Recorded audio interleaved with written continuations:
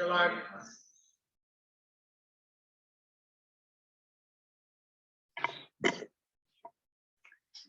Good afternoon. Welcome to the Marion City Council work session for Tuesday, August 17th.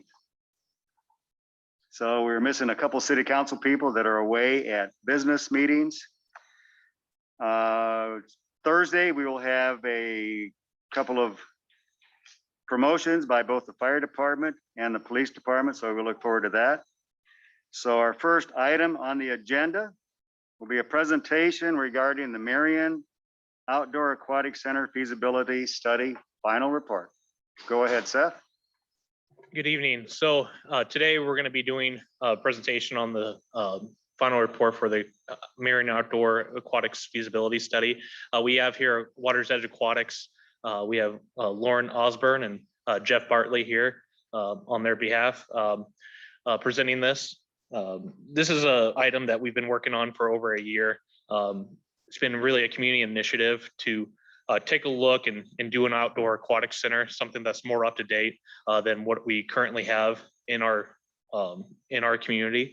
And we're also seeing end of life for our current facility. And so these are really the first steps of many to get to where we need to be for an outdoor aquatic center. So without further ado, I'll hand it over to Water's Edge.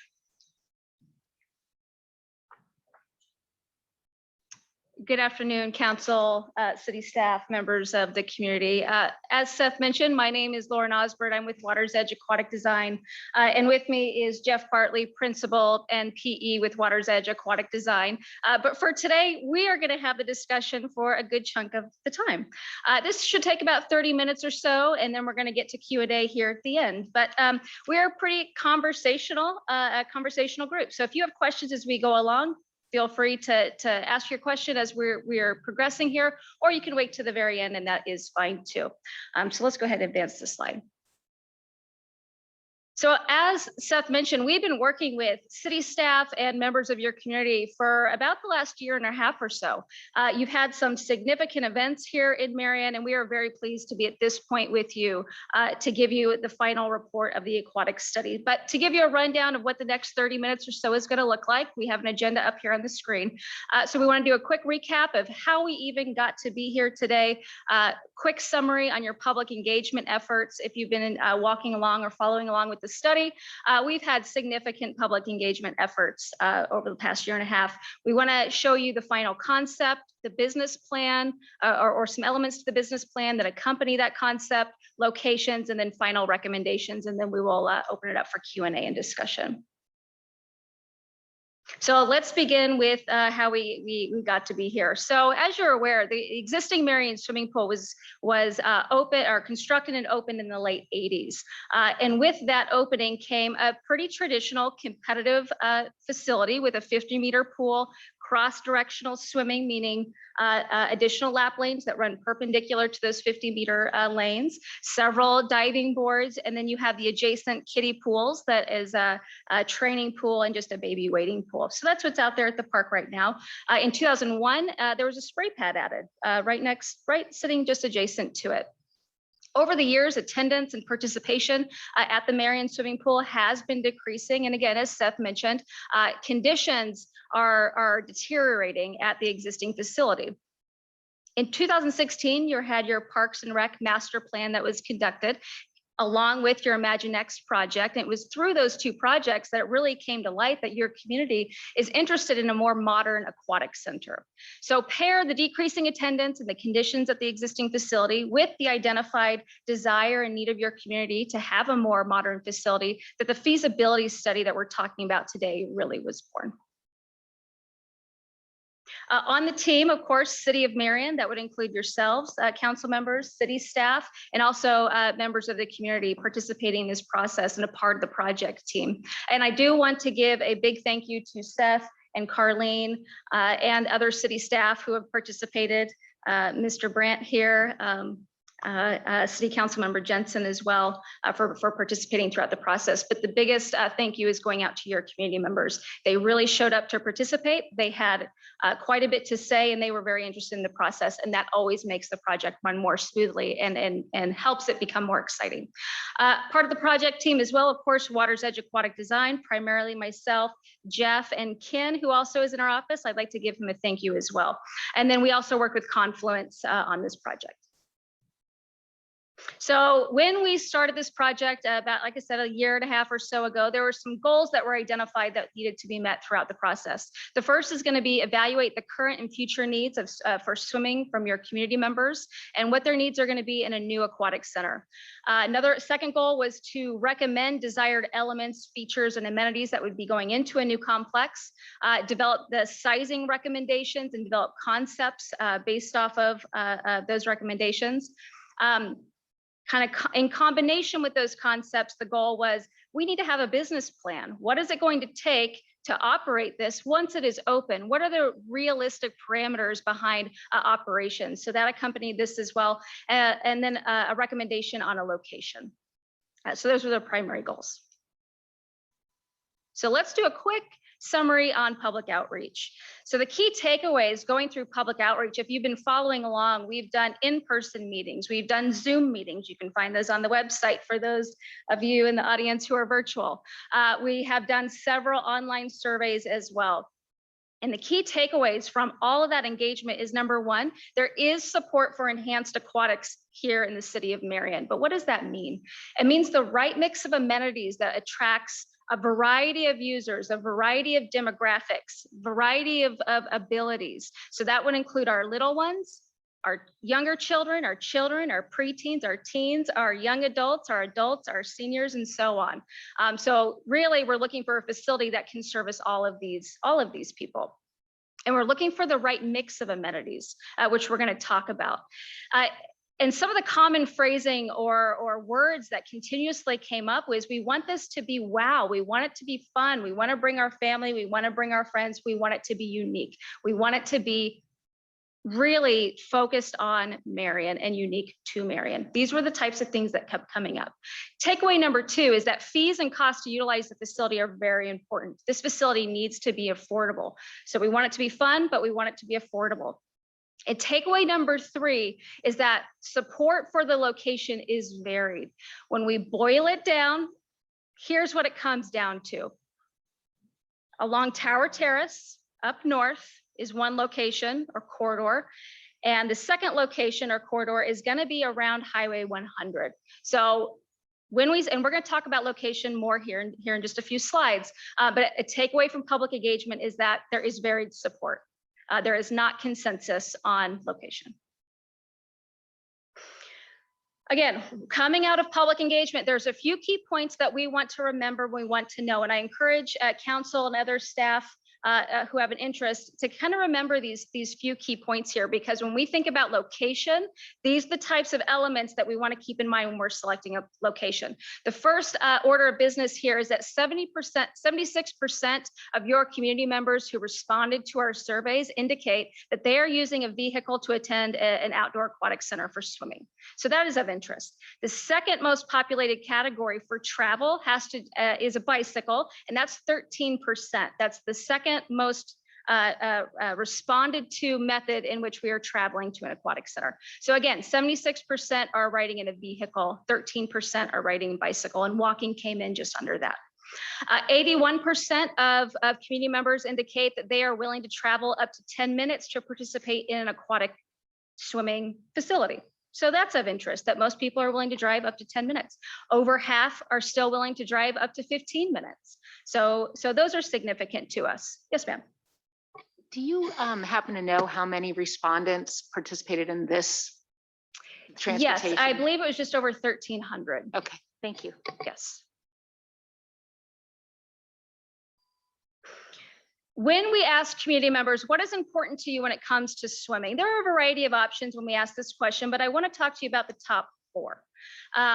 The first area of importance when it comes to swimming, again, coming from your community members, is that a facility has fun features and amenities.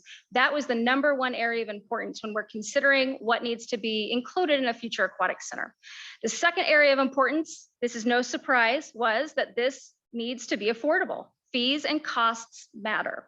And I bring this up, fees are going to be coming up because when we start thinking about features and we look at benchmark facilities and where people swim, some of them are municipal, some of them are neighbors of yours right down the road, others they are traveling to in their private water parks.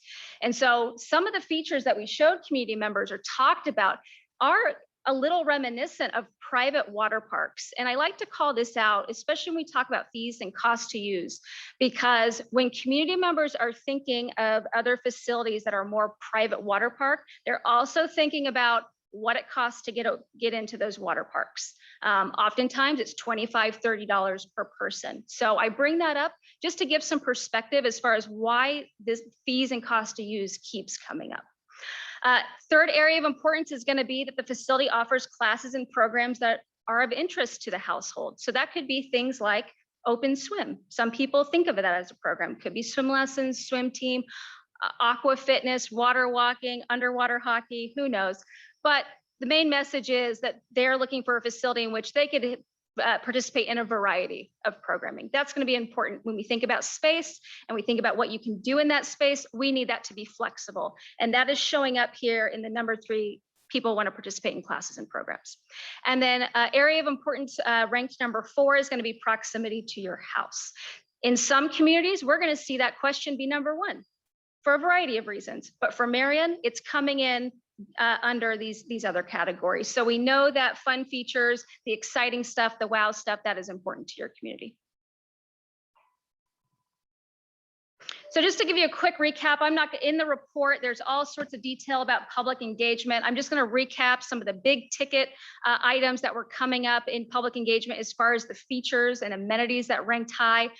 What you're seeing up here are the top 2 ranks for small, medium, and large features here. But for the purpose of this conversation, I'm just going to report on these 6 as a whole. An obstacle course ranked very high.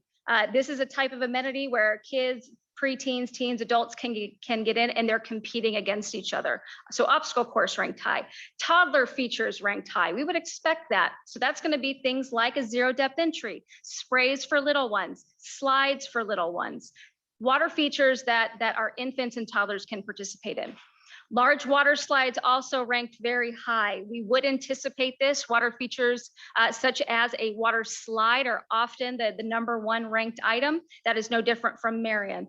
Another reason we see the slides pop up is because the current pool does not have it. So when they're looking at other agencies or other pools that they go to, they're going to be looking for what's missing in Marion. And they will report higher on those because you don't currently offer it. Water slides is a good example. A zip line was of interest. It was one of the top 2 ranked items in this particular category. So a zip line, what's unique about a zip line? 1, most people don't have it, but really #2, it's active. There's some adventure to it. So now between the obstacle course and the zip line, we're starting to get a picture that your community is looking for activity with a little bit of edginess to it. Okay, we want to keep this in mind when I show you the concept. This is going to make sense why I'm pointing it out. The lazy river was the #1 ranked large amenity.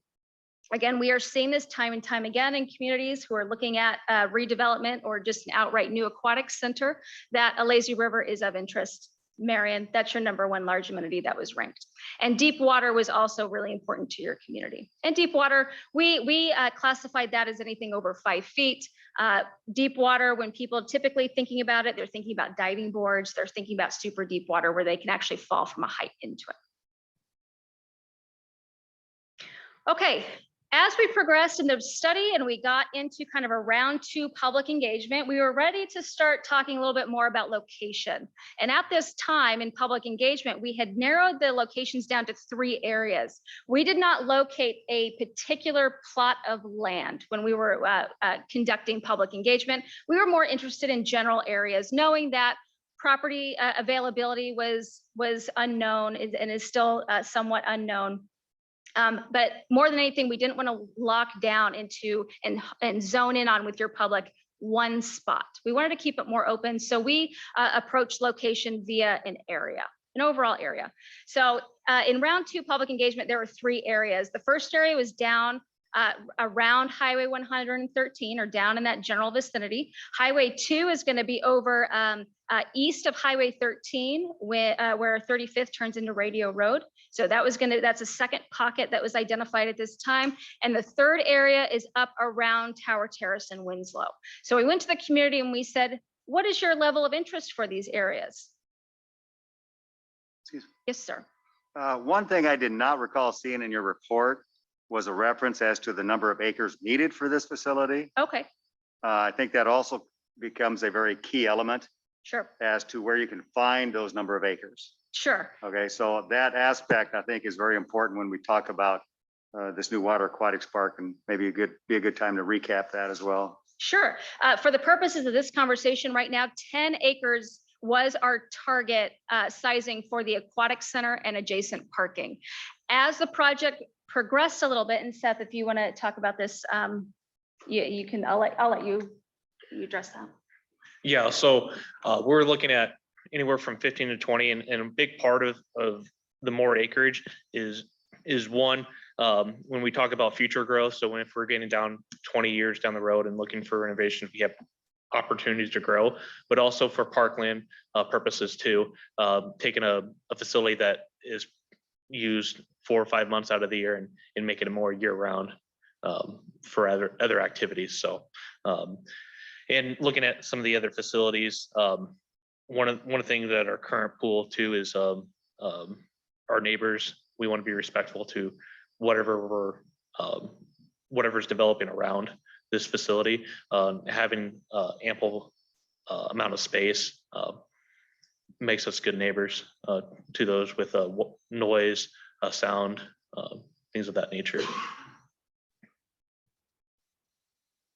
So I guess to recap, 10 acres was the initial target that because of changing and growing goals, that target changed to 15 to 20.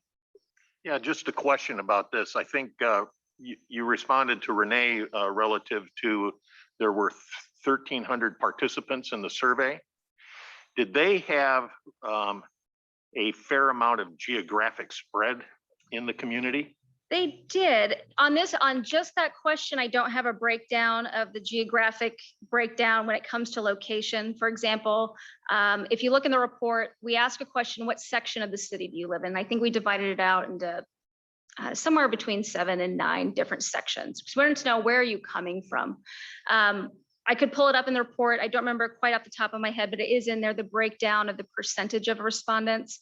Most of them are coming around, it might be section 3, but again, I don't remember, right around the existing pool. That center band was the highest response rate.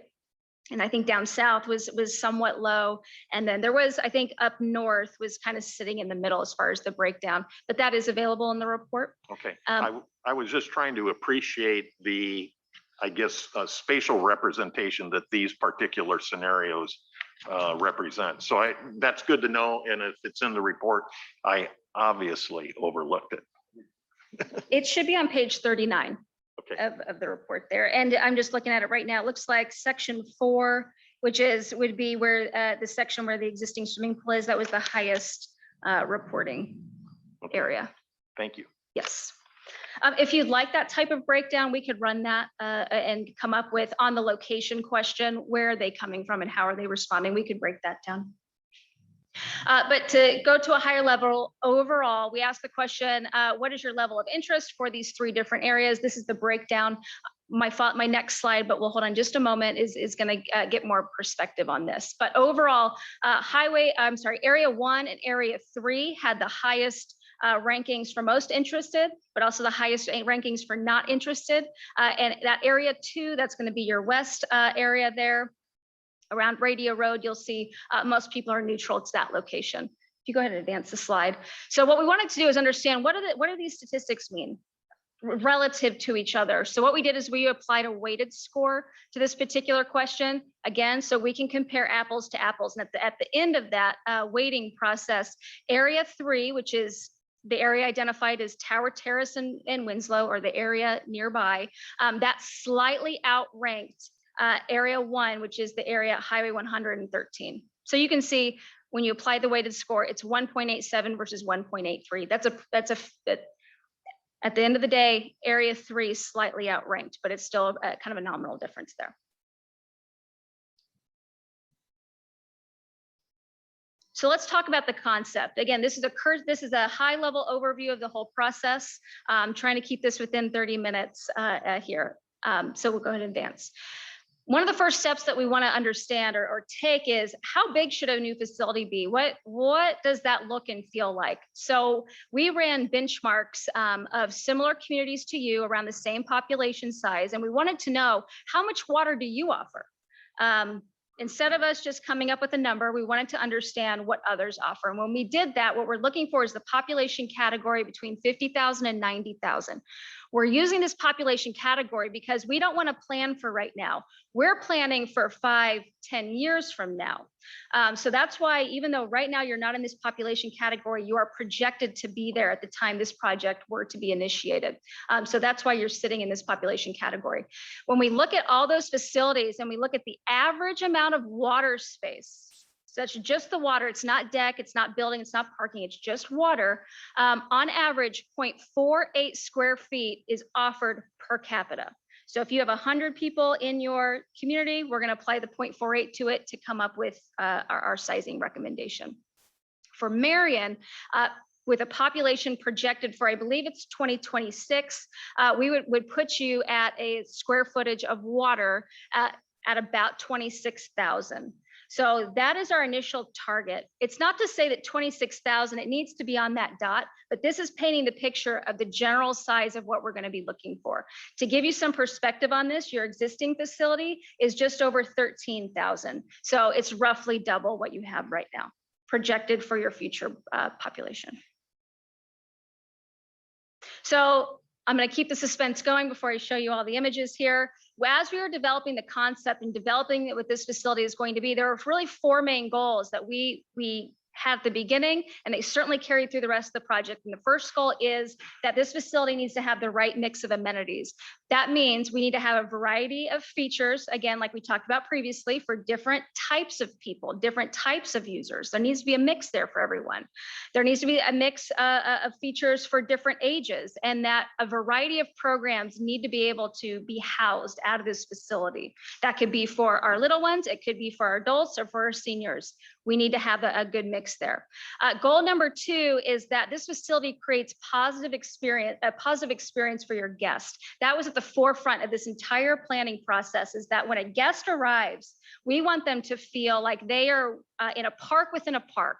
We're looking for an experience here that helps people have fun, but also relax. It's why you're not seeing really big gimmicky colors and big gimmicky features throughout the park. It's because this was designed with that kind of more relaxing, we're outside, we're having fun type of atmosphere. But with that comes a very conscious effort to kind of increase the level of what we call comfort amenities. Those are the amenities that come outside of the pool. That would include things like seating, shade, forethought on where parties are going to go, forethought on where a family is going to sit. You know, where can a parent sit and watch their 4 kids who might be all over the place? So those are examples of comfort amenities. That was an identified goal that we need to be cognizant of that.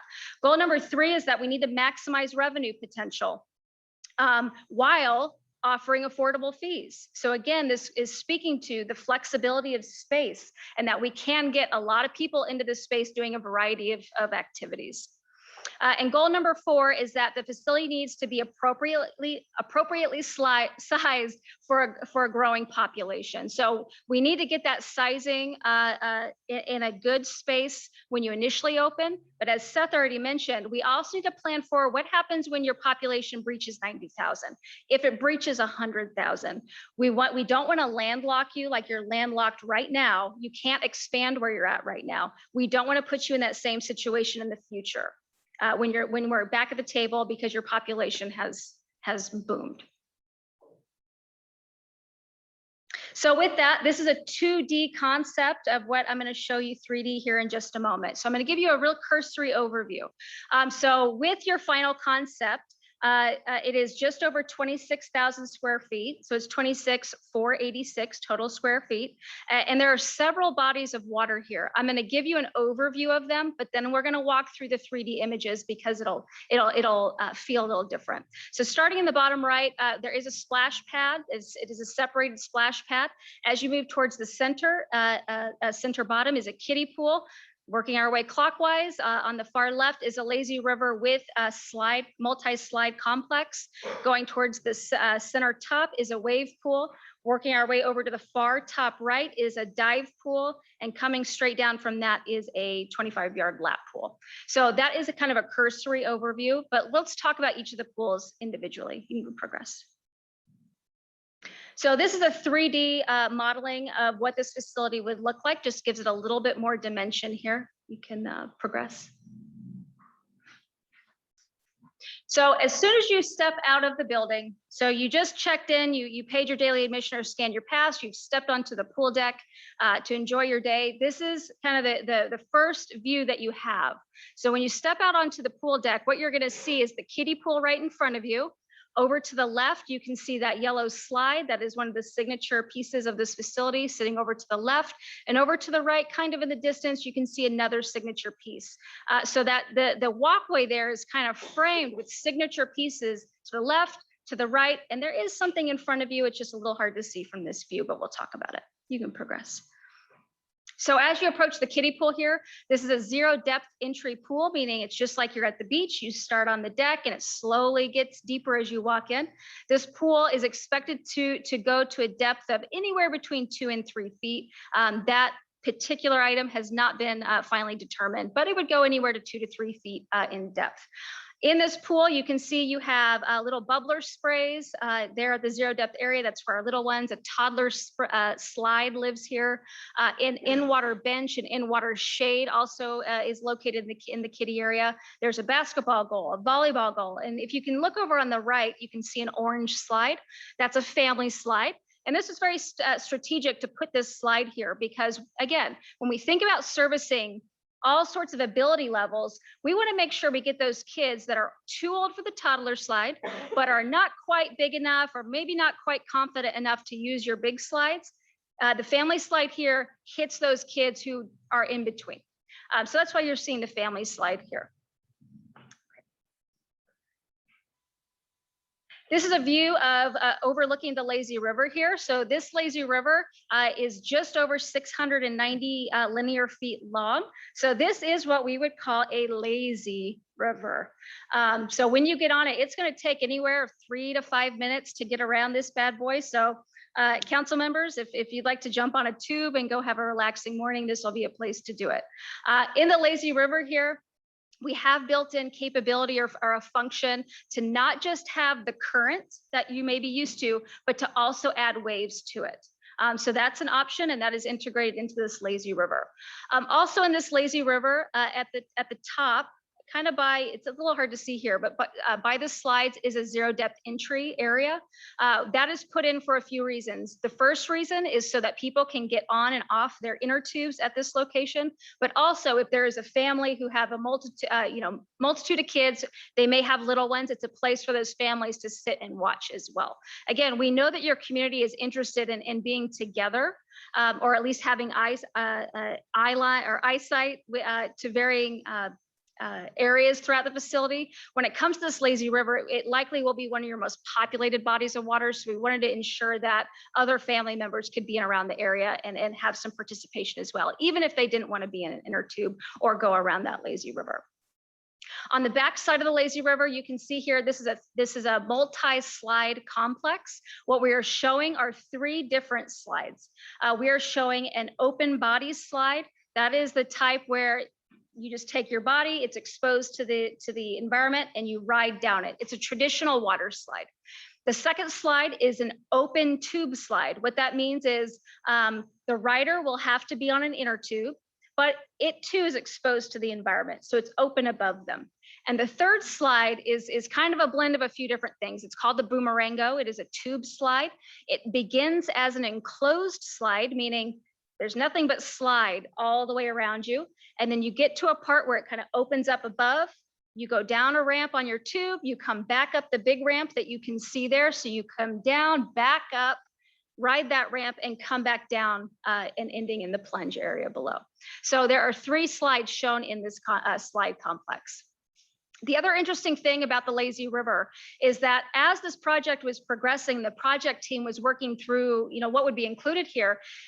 It was a goal that we don't want the inside of this lazy river to be stagnant, right? We don't want it just to be flat and boring, but we also don't know that we want to have people putting their lawn chairs over there either. So what came out of the lazy river, the center of it, is that nice landscaping can go in there, but it was also identified as a place that possibly art could be included in there. As a part of this project, we understand that art needs to be integrated. That's coming from your arts master plan for the city. So this ended up being a location that some kinetic art, maybe tall kinetic art, could be housed out of there, again, to break up any sort of flatness that could occur in the lazy river. Okay, we can progress. If you were to ascend this slide complex, what would that look like? So this is a view of it. If you were to go to the top tier of the slide complex, kind of looking down on it, this is what you would see. So you can see the lazy river, the kiddie pool, and in the distance, you can see the lap pool. You can progress. So let's talk about the wave pool. So this wave pool here is approximately 4,000 or so square feet. It is created to allow inner tubes into the body of water. This wave pool begins just like the kiddie pool at 0 depth, meaning you start on the deck and as you walk in, it gets gradually deeper. The depths on this pool, again, that final depth or the maximum depth has not been set. It could go up to 6 feet. However, that range is going to be anywhere between 4 and 6 feet. Due to lifeguarding, due to some safety considerations, it has been discussed that possibly that body of water would terminate at 5 feet, not 6. But the way this is designed, it could go up to 6. And I think that's the takeaway for this pool. There. In the background of this wave pool, I don't know if you can see there appears to be water coming down from the back. So what that is faux rockscape. And what that is doing is it's creating kind of this really natural element back here at the wave pool. And I forgot to mention it on the lazy river, but we have this rockscape over at the lazy river as well. And it creates that sense of I am in nature. I am participating in an aquatic event that, could be found. What's a nearby park? I don't know, nearby. So that's what the rockscape is doing, is it's softening up the landscape, so to say, when there could just be a lot of concrete everywhere. So that is the wave pool. Around the wave pool, you're going to see quite a bit of shade, and you're also seeing a big congregation of seating. And it is in this area that it has been identified that if there is a group of people who want to make sure they can see multiple bodies of water or multiple areas, this is the thinking of where they are going to lay down. Because the perspective from this general area where you see all the seats in front of the wave pool, the visibility to the rest of the facility is pretty high from right there. Okay.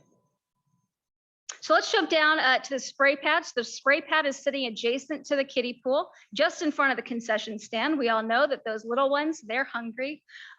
So it's sitting right next to, like I said, the concession stand and kiddie pool. So within the splash pad here, there are a variety of things going on. So let's break that down. Kind of on the left-hand side, you're going to see a diamond-shaped, kind of light brown area. That is a water feature that is actually built into the ground. And it is a play feature that little ones, primarily infants and young toddlers, they can maneuver water, they can change the course of how water is moving, and they're playing with water in a little bit different way than just having water sprayed on them. Those little ones, they don't necessarily want to have all the water coming on them, but we want them to interact with water play. So that's where a feature like that built into the ground comes in. As we rotate counterclockwise, we get into kind of ground sprays and sprays for our little ones. As we progress into the ages 1, 2 years of age, they want a little bit more, but again, they don't want the full-on dumping bucket coming on them yet. So as we progress in age, we progress in the features that are located here. So again, separating kind of the younger side and older side is a bench for families, parents can sit down, watch their kids, and have a relaxing time as well.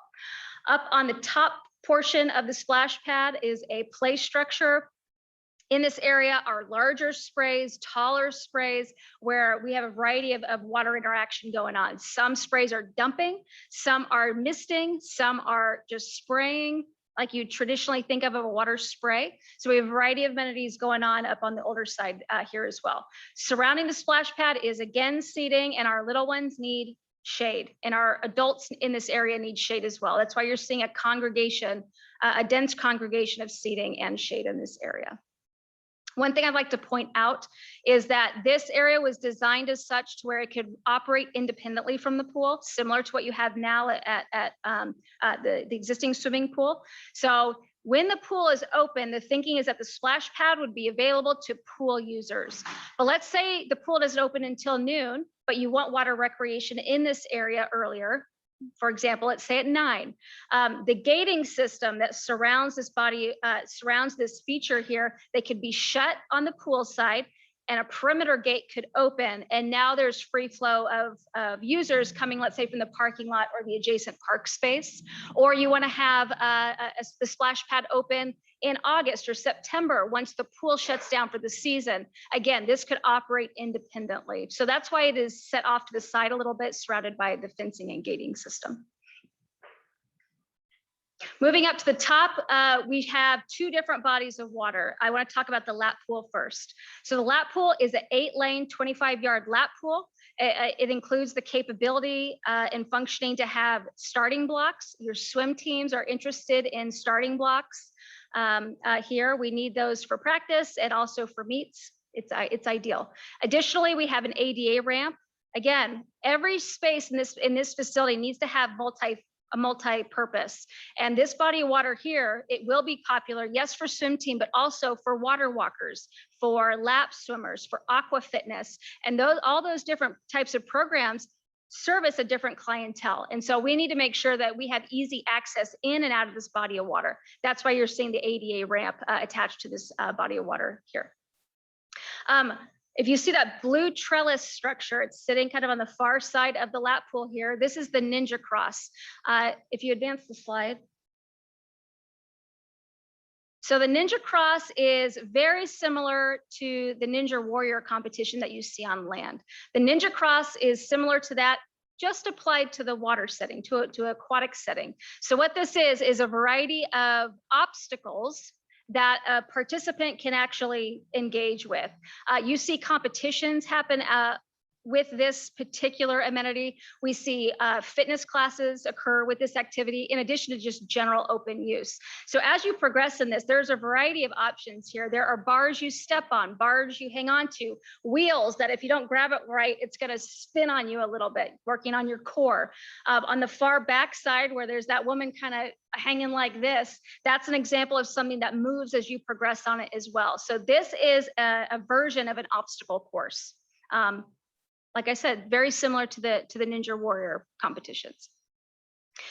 This particular feature has been of interest throughout the entire study.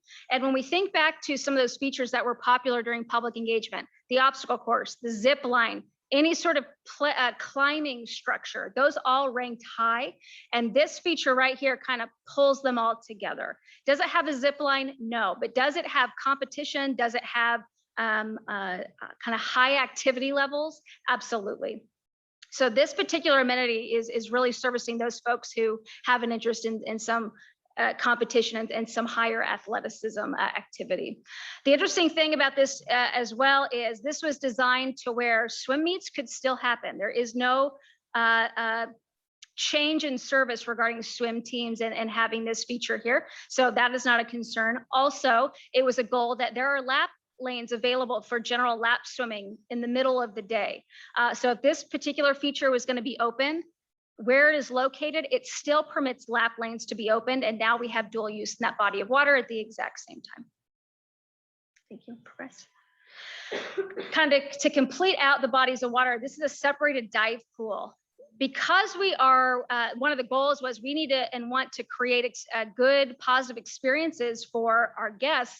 Each body of water needs to have its own energy to it, needs to have its own special place. And the diving well is no different.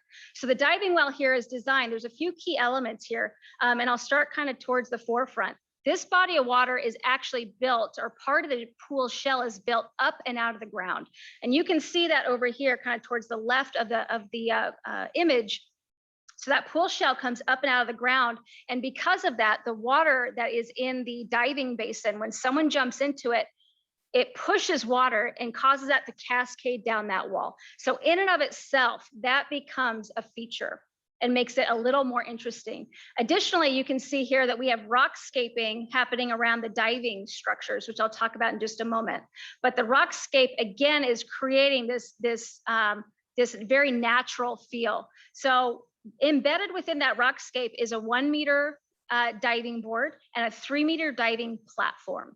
The difference is that the 1 meter diving board is a traditional springboard. It's what you're probably used to. If you go out to your pool now, you have a springboard out there. The 3 meter diving platform is not a springboard. It is a set structure so that kids primarily, they're not walking up a real straight, steep incline up to a 3 meter diving board. So that's one major difference. The back or behind of this 3 meter actually is a tiered system. So you walk up a few steps, there's a little platform, walk up a few more steps, platform. And that is really that's important because if kids really do not want to go down and they need to backtrack, they just walk down that simple structure versus coming down a steep decline. With the diving platform as well, more people are going to utilize it. Again, when you're at the top of a 3 meter diving platform, many people get scared and they don't want to do it. We don't have that same kind of situation going on with the 3 meter platform. So when you jump off, let's say the 3 meter platform, it is nearly as if you're jumping off a cliff. That's what it's going to be like. That's the sensation with the rockscaping and the raised pool structure in front of you. And if you're sitting over at the kiddie pool and you're seeing someone jump off of this thing, it's going to feel more like, where did they go? Like what happened, right? It makes it a little more interesting. This body of water here, it's deep everywhere. There is no shallow water in this particular structure. This would be in that 12.5 to 13 range in depth. So this is a full deep pool. So let's talk costs. I'm going to break this down in a few different ways, but where I want to begin is the magnitude of project costs for development. That would include both construction and soft costs. So the range for this magnitude of the facility that we're showing you today is between 22 and 27 million. What I've provided under that, understanding that we have goals we need to meet, financial and otherwise. What we wanted to understand is what are some of those key elements or key areas in the facility so that we can start to look at them side by side and understand what is the financial implication behind some of these decisions or some of these amenities. In your report, there's a breakdown of examples or ideas of how we could phase this project in, and also ideas and examples of maybe some areas that could just be cut or removed out of the scope of the project. But for the purpose of today, I wanted to give you a breakdown of the total magnitude and then the individual feature costs on these individual elements here. And I would imagine that during Q&A, we're going to come back to this as well. The operating budget, let's begin with expenditures. So based off of benchmarking this facility, but also building out your business plan, expenditures are anticipated to be between $700,000 and $840,000 annually. That is not capital, that is going to be ongoing operational costs. Second to that is going to be revenues. Again, benchmarking facilities similar to this one, and also building out your detailed business plan. We developed the range of 600 to 700,000. I do want to note that when we give projections, it is our natural style to give you worst case scenario, and then what is more realistic. For this facility, that's what you're seeing with the cost recovery of 72 to 100% plus. 72 is going to be that low end. If you open up the doors and operations really aren't focused in on or honed in on year after year, that's the worst case scenario. With this facility, with the business plan, with benchmark facilities, very easily this facility could be at 100%. And with increased attention, increased effort on operationally, that definitely could exceed 100%. One of the facilities that we toured just not too long ago, about a month or so ago, has been at 100%, over 100% for many years. And we're going to talk a little bit more about that when I get to recommendations. So let's talk about business plan. What happens once the door is open? So we want to do a quick inventory because again, one of our goals is that each body of water is flexible in its use. We can get the most amount of participation out of it. So what we did is we named each of the bodies of water, the known programs that are going to be going in there. This does not account for all the new programs or unique programs that you may offer here. This is just your core grouping of programs here. So we did a quick inventory of where are these programs going to go. You're going to see that the lap pool is housing quite a bit. The lazy river is holding quite a bit, as is the wave pool and dive pool. Really, the splash pad, because it doesn't have a standing body of water, has the least amount of programs that can actually go into it. So that's what we did there. Again, just to understand what are our spaces doing. So schedule of hours in the report is a breakdown of day by day and then half hour by half hour. What is going to occur in each body of water? So this is just an example. It's on the screen right now. I understand you cannot fully see that. This is in the report. But for example, what's on the screen right now is a Monday through Friday schedule beginning at 5 a.m., running until 8 p.m., with pool rentals possibly going till 10 p.m. Another reason why we provide a schedule in this type of way is it provides opportunity to identify where are gaps in the schedule and how can we program that out? Do we want to program that out? But for right now, this is the initial schedule for the facility. In the report, you will also find a different schedule for Saturdays and a different schedule for Sundays. Related to the schedule and also related to the business plan and expenditures is a preliminary full staff schedule was created day by day, half hour by half hour to give you the most accurate personnel line item that we possibly could. As most of you are probably aware, the personnel line item in any budget is the most expensive line. And again, I'm going to come back to this when we get to recommendation, but that is in the report that is available, again, to build this business plan out. Proposed fees, also within the report are fee recommendations for season passes, daily passes, programs, rentals, birthday parties, you name it. Up on the screen is just a snapshot of season passes, day passes, and programs. These fees were built off of studying market area facilities. What are they charging? That is both public and private. However, these fees are really based off of what public agencies are charging right now. The caveat to these fees is going to be if you develop this project, let's say 5, 6, 7 years from now, we all do understand that fees change over time. So if in 5 years you begin your design project, you're working through design, it's at that time we really encourage, let's go look at these fees again, because we may need to raise the fees given what your market area is doing. So we have built this out. Your business plan utilizes these fees to come up with revenue projections and also participation. So the projected daily attendance for this facility is right around 100,000. Some of your benchmark facilities are going to be just under that, but some of your benchmark facilities are over this. So 100,000 is the projected annual attendance, and this is in juxtaposition, so to say, to your current attendance level. So your average annual participation right now at the swimming pool is just over 26,000.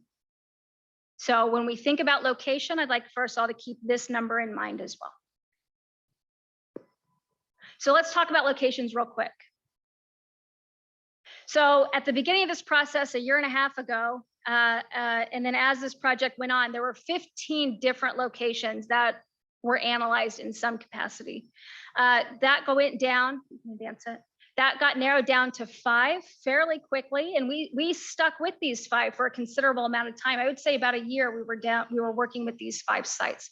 At the end of the project, or end of this phase of the project, we got down to a final 2 sites. And those final 2 sites are the area of Tower Terrace in Winslow and the area of, we've been calling it 35th and Munir. You may call it 31st and Munir, but this is going to be just north of Highway 100. So let's talk about Tower Terrace and Winslow, just a few pros and a few cons. So pros, this site has access to utilities, easily accessible utilities. This area is supported by some members of the community. And I say some because we know some are not in support of this location. This has the potential for good walkability with all the residential around it. It does have that potential. There is some interest from the property owners, so we know that there's good conversation happening on that front. And it is in close proximity to a residential area. But I also note that this could be a con when we, I'll get to that in a second. So let's jump down to cons. This is in Northern Marion. We know that community members who are from South Marion, and from the best of our ability, South Marion means Willowwood Park and South. When we are in public engagement, that's what community members told us they perceive South to be. So that's Willowwood Park and South. This location is near two other aquatic facilities, the new YMCA and the school district's pool. So that is considered a con. It is not near a highway. When we're looking at site selection or location selection, we want to have good access to and from it. That would include residential, but it also includes highway access. So it does not currently have that. We understand Tower Terrace is on the table to extend over to Highway 13, but as it stands today, that is not complete, which is why we are noting it is not currently adjacent or have good connectivity to a highway. One of the biggest cons here is that it is located in a floodplain and floodway. Jeff here has looked at geotech reports of this site coming from another project. We were able to take a look at those. And then if you look at the FEMA flood map, about half of this site is floodway. And one of the comments I'd like to make on this when we're thinking about site selection is that it is not recommended to put the pool structure. So that's going to be bathhouse and the pools themselves in the floodway. That is not recommended. However, a parking lot could be located in the floodway. So it's something to keep in mind. And with that, the east part or east side of this site, that is outside of the floodway, which means the east part of this particular site is where the pool would go. Last and final con is going to be. I'd like to correct that really Okay. fast. She's referring to an actual floodplain. So those who have just take awareness of that. It's a floodplain versus actual floodway. So floodplain meaning you can build structures there, but you just have to make sure that those structures can provide fill to put those in a position where they won't be flooded in the event of, say, 100-year flood. So flood, when she was saying floodway, she's referring to actual floodplain. So sorry, I wanted to correct that. This is why we're team members, right? Thank you, Jeff. Appreciate that. Final con here is going to be that this area is not supported by some, just the reverse of what one of the pros is. A comment that I'd also like to make here about this particular site is this facility is anticipated to be programmed out between 5 a.m. and 10 p.m. We do anticipate increased participation here from what we're currently used to up to or around 100,000. So that means we will have lights, we will have sound, we'll have vehicular traffic, all for this facility every day. So when we think about sites, and again, one of the pros is it's next to residential. Those are some of the cons of being next to residential. Just something for us to think about. 35th and Munir. So let's start with pros. It does have pretty easy access to utilities. This area, general area, is supported by some members of the community. It has residential access and highway access to this site. And there is future planning for 35th Street, which runs from North Marion down south. There are plans for that street to extend all the way down to Highway 100, pulling even more accessibility in this area. And there's a 2nd Street extension that's planned, and that's going to be Grand Avenue.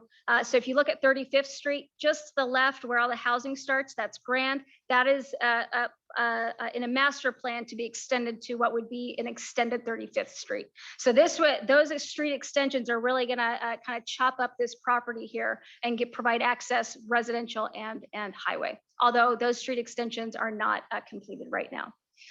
This particular site is near a residential area directly to the west. So that's a positive here. It's also by the park down by Highway 113. This site does provide space or room to expand, and so that's a pro. Cons is that it's South Marion. For those who are interested in development in the north, this is a con. The industrial use or industrial properties up to the north, that is not quite an ideal use up there. So that's why we're identifying it as a con. When we compare this location to, let's say, Willowwood, or we compare this location to Tower Terrace and Winslow, it doesn't have quite the same walkability. The walkability is still there. It's just a little bit different than the capability over at Tower Terrace. And a con, again, this location is not supported by some. So final recommendations. Number one is develop a more modern aquatic center with the right mix of amenities for a variety of users. Recommendation number two, or the recommended site, is going to be the site to the south, 35th and Munir. And recommendation number three is going to be, once this facility takes on a next phase during design and then you're into operation, we do recommend continuous kind of attention and ongoing support operationally, meaning studying participation trends, studying how that has changed over time, studying and paying attention to staffing schedules. We know that 60 to 70% of the expenditure line is personnel. So that's why we are recommending focus and attention operationally once the facility opens. And it is through recommendation number three that cost recovery level can be maintained at a higher level, be that cost neutral or above 100%. With that, it's time for open discussion. Seth is here, of course. So as we go through Q&A, I may answer some questions, Seth may answer some questions, and then Jeff may also answer some questions. So at this time, we will open it up. Who wants to go first? Your Honor. Grant? So Seth, what was the original design lifespan for our current pool? So for our current pool, I'll have to think about that a little bit, because last year we said 5 or 6 years is left on the current expectancy. Being a year later, we're 4 to 5 years, and that's pushing it really. We're going to have constant maintenance issues come up with it, and some maintenance issues that are not going to be seen at the surface. We've had to deal with a major water leak 2 years ago. We've got it fixed. We're seeing leaks again for that. And so we're coming up to the end of life in another 4 to 5 years here. Roughly when did that go into service? So the pool was built in 86 and went into service in 87. Okay. So So what's the design lifespan that you kind of have in mind for this new facility? Yeah. The new facility, we would expect a lifespan of at least 35 to 40 years. And that's what similarly what you're experiencing to your facility now. Of course, you can have various degrees of what lifespan is. The structures themselves should last longer than that, with some of the components needing replacement during that lifespan, like filters, pumping equipment, et cetera. Okay. I have one last question. Go ahead. So there's a number of really intriguing features that you showed us today. I'm going to make an assumption, and I'll provide that assumption, and just tell me if I'm generally right or generally wrong, to keep it kind of simple. My belief is that each one of those features is standalone in terms of its pumping, filtration, water supply, and the like, and can individually be taken out of service for maintenance or repair. Absolutely, that's correct assumption. Each pool or body of water would be on its own system. So absolutely. Okay. All right. Thank you. Randy? Thank you. I'm going to have a few questions here, so we may bounce back and forth. What, Seth, anybody, I guess, what are you looking at for a number of minimum of staff that would actually need to be on site for this? Because obviously I see a lot of areas here where there's going to be lifeguards that are going to be necessary, and in some obscured areas like your diving pool. But I'm just looking for numbers here. What are you anticipating for full staff? Yeah, so full staff, all in, you're on a normal, typical, but you're a busy day. That's going to be anywhere in that 29, I think 27 to 29 total staff there. When we break down not just what you need in a particular day, but we look at number of hours in the season. That's where your detailed staff schedule comes into play. You're going to need projected an approximate 98 lifeguards. So when we look at all the positions, the lifeguard position is the one we really want to focus on. What are their requirements? What do we reasonably do we think we can get? And you're at 98 needed right now. But total staff in the facility, you're looking at around 27 to 29. Sure. And in a normal community, by comparables with what you're putting in and you're seeing, do you feel that we've got the backfill for the employment status for that? Yeah, absolutely. You know, if we're looking at just this year, this was kind of an outlier year nationwide where we saw lifeguard shortages throughout every community. But yes, besides this year, we would be able to expect, and I think Carlene's in the crowd, be able to expect to fulfill that. So. Okay, perfect. Thanks. What is the normal, what would we expect or the anticipation for a normal warranty for a structure such as this? I know that we've got pumps, we've got facades, things of that nature, but when do we start to see these warranties expire? Is it 1 year, 3 years, 5 years? Where do we start to see the major drop of structure warranty fall off? Provide a little bit more detail, but each item, you know, from the pump, they're going to have their different warranties and also life expectancies that we see, and that's really important. We have a pretty robust capital replacement schedule, which we would incorporate everything in there as part of it. So, you know, even after we have this facility, you'll see, you know, every 5 years we have to paint the bottom of the pools. What we've been seeing on the tours is they do a different pool every other year for it. The same thing goes for sand filters. You have to change out sand filters. There's just normal things that occur as far as pool maintenance. As far as the other warranties, I'm sure Jeff can. Sure, absolutely. Like Seth mentioned, each product or component will have its own individual warranty, comes from the manufacturer. As a contract basis, you can require a warranty of the contractor, and that's really your decision. What level or what term do you want to apply to the contractor? Most common is 1 to 2 years, and that's your choice. But if you go beyond that, you can ask for that, but you generally see that and come back to you an expense for the project upfront cost. Sure. So- Okay. Thank you. I appreciate that. I do a fair amount of traveling to the north, and because of our environment in this area, we see a lot of these man-made structures where they will start to crack, deteriorate. These rock formations are really cool, but our hard winters play a role on those too. So that was a concern that I had. You showed a superstructure airframe above the Ninja, AKA deal. Does that have any other benefits to it other than, I mean, is that used for lighting, or what would the proposal be for that superstructure above that piece of equipment? So there are like uplighting capabilities. So let's say you did move forward with the location somewhere near a highway, and you wanted to have, whether it's year round or seasonal, uplighting at that facility. That structure does have that capability.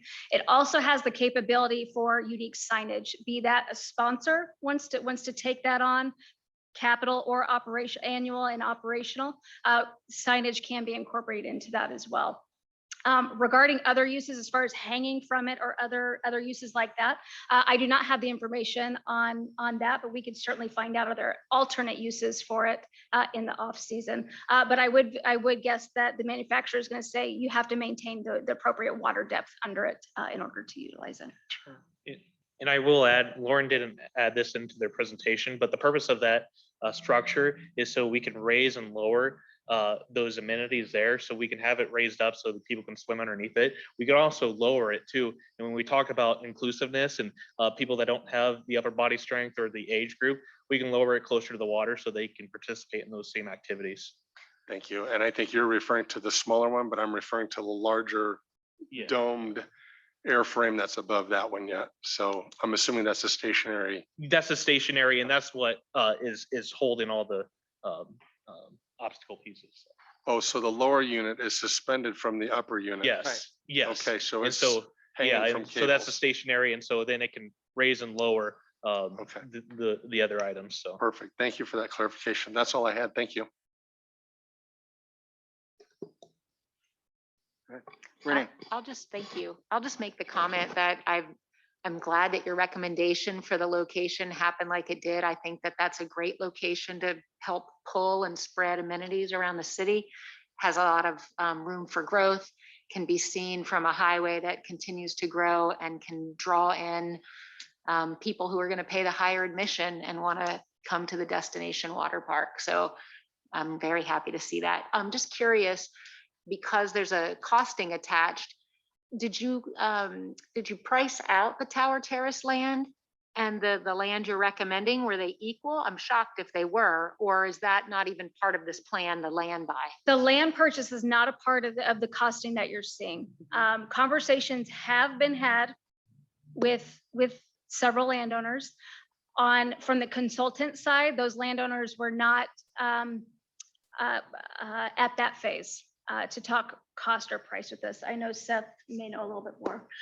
Yeah, and so something we're going to be following up with from the study in this presentation. We're not looking for any recommendations or guidance or direction from council, because I don't think that would be fair at this time. You guys are seeing this for the very first time. There's a lot of other conversations you need to have with staff, then also steering committee. As far as we do need to have conversations with the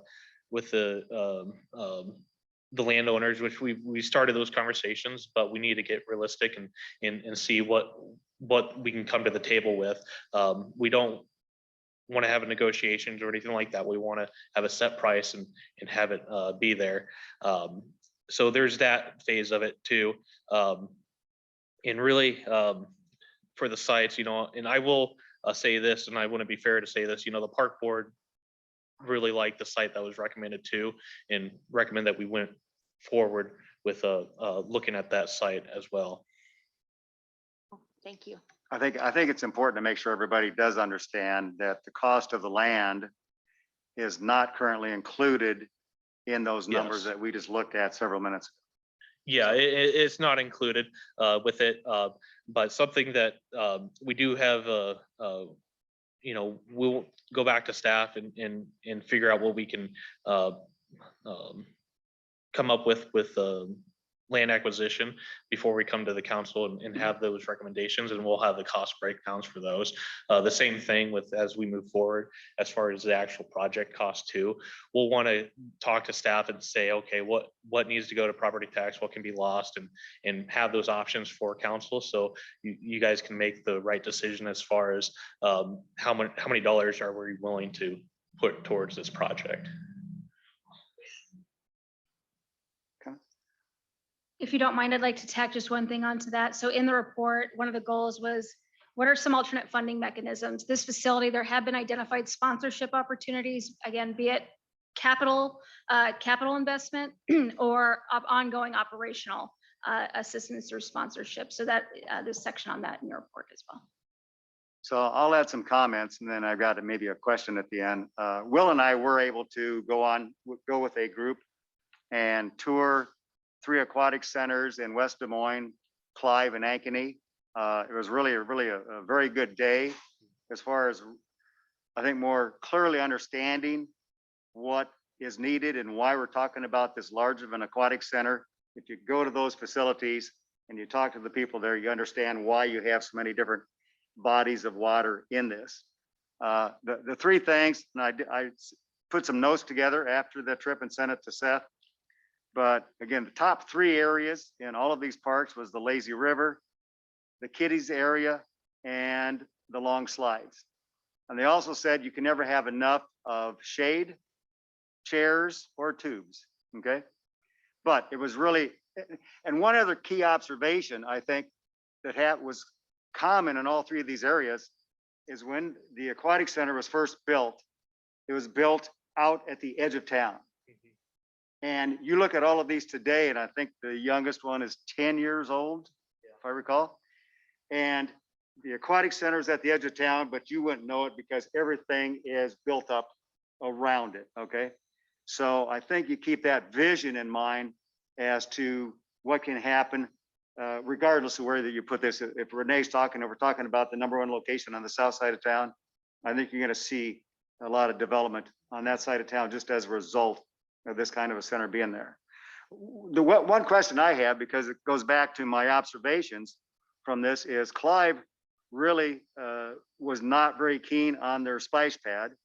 Ankeny had it combined with their kiddie pool, and you have a fairly large one separated from the kiddie pool. Why are you making that recommendation? Because that seems to be a little contrary from what at least I observed on our day over in Des Moines. So what I'll say is this is a concept that's really from the community. What we have to do from here is, you know, take a look at these functions. And again, what's something we observed, not necessarily the community didn't have an opportunity to go to those pools and Right. get to go ask those questions. And so there's going to be follow-up. What we presented today wouldn't necessarily be the final product that we have Concept. 5 or 7 years down the road here.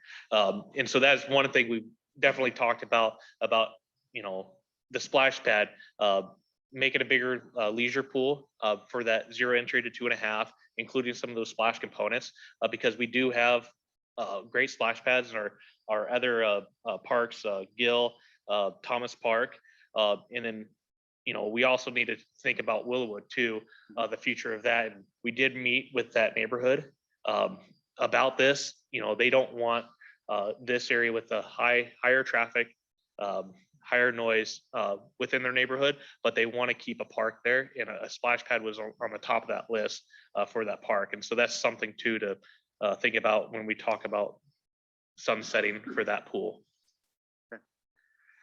Well, great information. Again, it was a 99-page report. I did go through it a page at a time.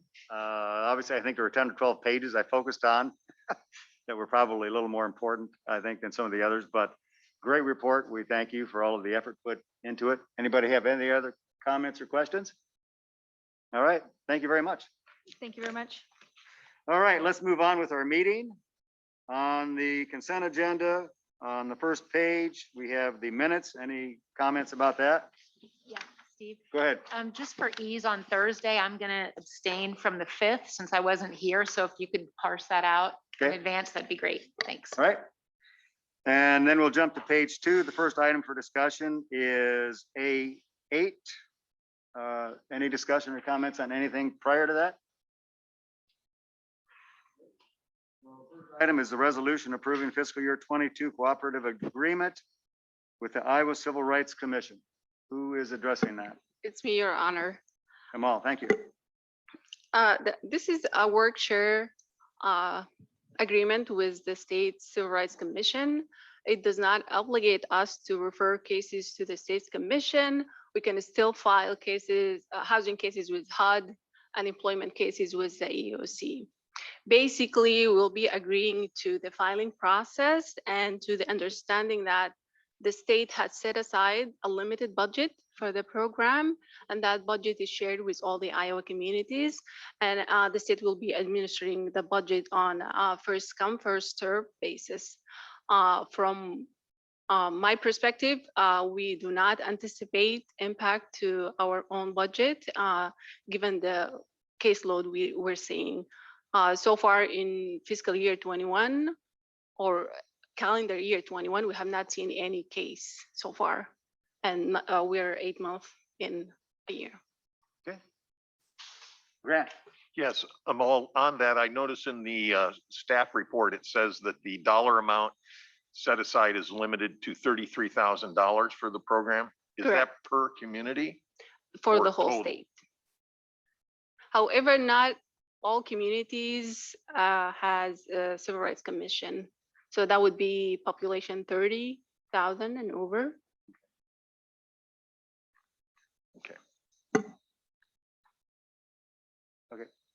Thank you, Amal. Okay, any other questions on the remaining 2 items on page 2, items A9 or A10? If not, we'll go to the top of page 3. The first item for discussion is C1, the resolution to approve memorandum of understanding with the Marion Policemen's Protective Association regarding lateral transfer hires. Chief. Thank you. If you remember, I came to you last year with the lateral transfer policy.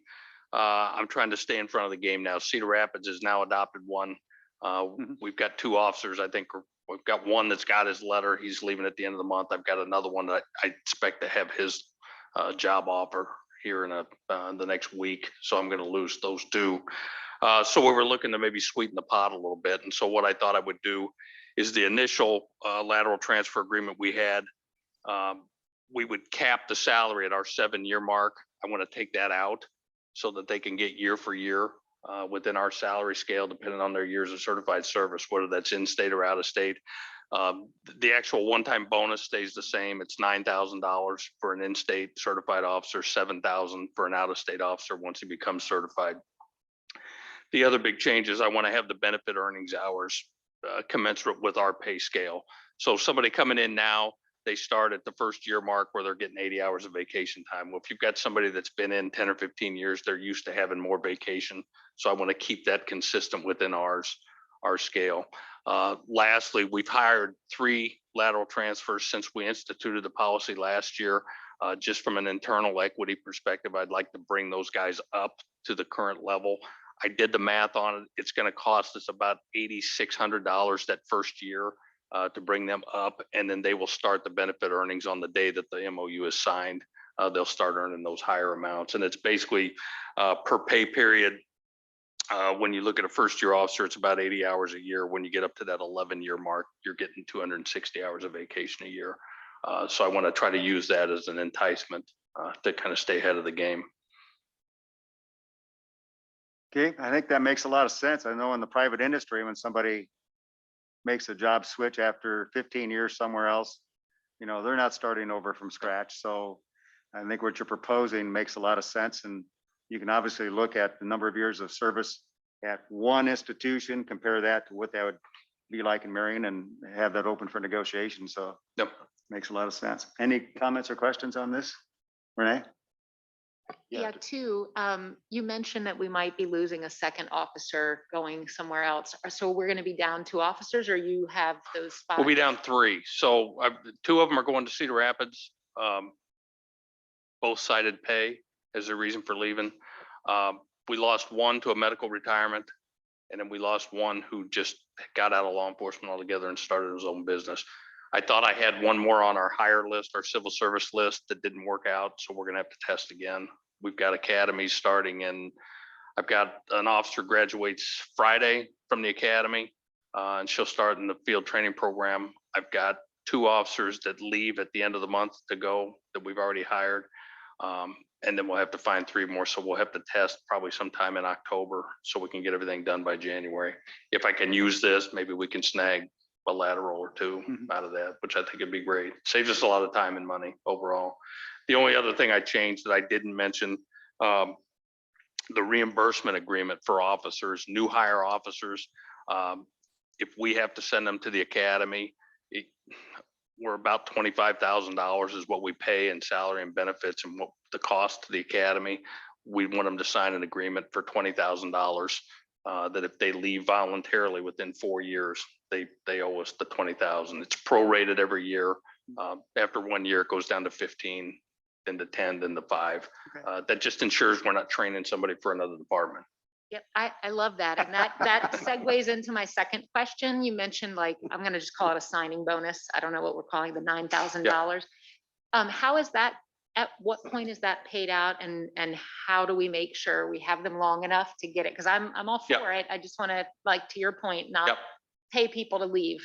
Yep, we've got the $9,000 for the in-state. It's with their first paycheck because they're ready to go the first day they get here. But they sign a reimbursement agreement as well. It's similar. It's prorated over 4 years. If they voluntarily leave, they owe us that $9,000 back. The $7,000 one, we did it after 6 months because an officer coming from out of state has to take a written test, and there's a couple other courses they have to take. The reason that there's a difference is we pay about $2,000 for a DUI course and a couple other ones that the state mandates that we pay those have those out of state guys go through. So it was kind of a trade-off that we're spending an extra $2,000 on those guys or gals, women, officers. And they also have a reimbursement agreement. Terrific. Well, thank you for staying innovative. I know it's tough to to hire. It's a tough field to be in general, but particularly lately. So I'm glad to see we're staying competitive. Chief, I just want to echo the positive sentiment. I think this is a great way to maintain our competitiveness and certainly in the local market. Is this something that you would want to update on a periodic basis if you see changes in our local marketplace? I think as things change, we may have to adjust up or down. Like I say, with that signing bonus, there's some wiggle room in there on how much we're saving that we could actually go up down the road if we needed to. It seemed to be like you said, Councilman Jensen, the biggest thing I've heard from people is they want that time off. It's more important as you get a little more seniority that you want more time off, and it's more important than the pay. And again, we're not going to compete with Cedar Rapids on pay, but it's two different departments. You know, some people want a smaller department and want what we have to offer out here as opposed to what Cedar Rapids has to offer. And we got a better chief here, I've heard, but I don't. Is that a rumor? Yeah, All right. yeah. So, good rumor. We'll start that here today. Love a little comedy for our work sessions. Absolutely. Let's move on to item C2, motion to direct staff to proceed with purchase agreement negotiations with Pierce Manufacturing Inc. and Reliant Fire Apparatus regarding purchase of a new engine pumper in amount not to exceed $775,000. Good afternoon, council. I'll try and work out the most of these kinks in this memo that I sent you. It's kind of a confusing topic, and I'll try and work my way through this for you in a briefing of the memo. With that being said, we discovered something all brought to my attention. It was kind of an oversight on my part today that we're gonna have to add to this and potentially correct to make it a resolution for Thursday. And I'll go over that as we go here as well. So the fire department's in the process of replacing engine 92, which is a township engine. For those of you who may not be aware, we've had township engines and city engines in the past. We're starting to do hybrid engines that accommodate both city and township responses. And with that, we're leaning more towards the city taking over those engines as we purchase them. With that being said, the township themselves is actually purchasing this engine. And there's a little bit of a delay on that. I was trying to contact the township trustee treasurer starting the end of last week, and I finally got in contact with them today. They'll be getting back to me by the end of this week as far as their funding and things like that. But they're paying for this apparatus. The reason we're coming into the city and the city council is because the city of Marion is a member of the Sourcewell Consortium, which provides benefit pricing for certain things. So we're doing it through the city's consortium to start this purchase agreement with Reliant and Pierce. As you might have seen in the background action, we had a previous purchase agreement with them, but they no longer, the last 2 years, they no longer published the PPI. So that purchase agreement is null and void. So we have to try and enter a new one. So that's what this was originated off of, is trying to get this purchase agreement signed with them, priced off the Sourcewell. We're in the midst of finalizing the actual price of this apparatus. They initially come out with numbers, and the reason I'm asking for no more than 775,000 is because that was kind of the target range where we were at. Since then, we've gotten to the committee, spoke with Reliant, cut that price down considerably. So that's why I'm initially just asking for no more than 775,000.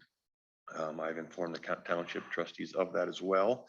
The other reason is because, as I stated previously, once the township purchases this apparatus, it will be titled and registered with the city, no longer the township as it had been in the past. So the city will take ownership of this apparatus once we purchase it.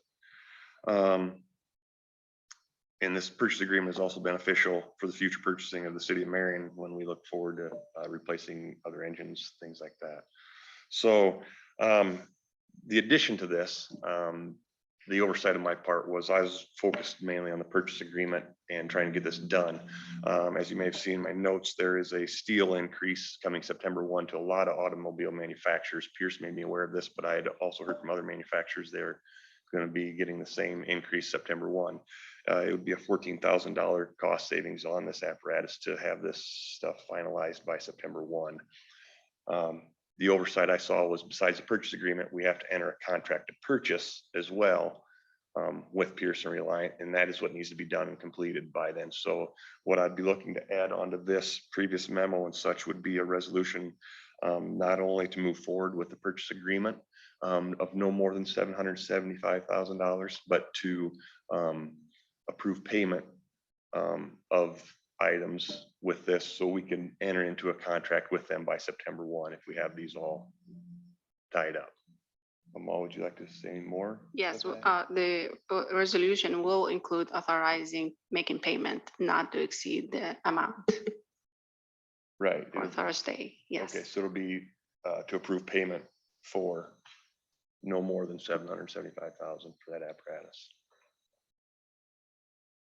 Any questions? Well, Marion Township, where does their funding come from? Township taxes. I don't know if they have anything else. Chief, do you have any more other than the Marion East Township? Yes, it's the unincorporated area of Marion Township, their taxes. Okay, so there's a separate account where those funds are being escrowed and or collected at? And this is, we've been in contract with them to respond to Marion Township for Right. many years. Yeah. Way before I was even on the department.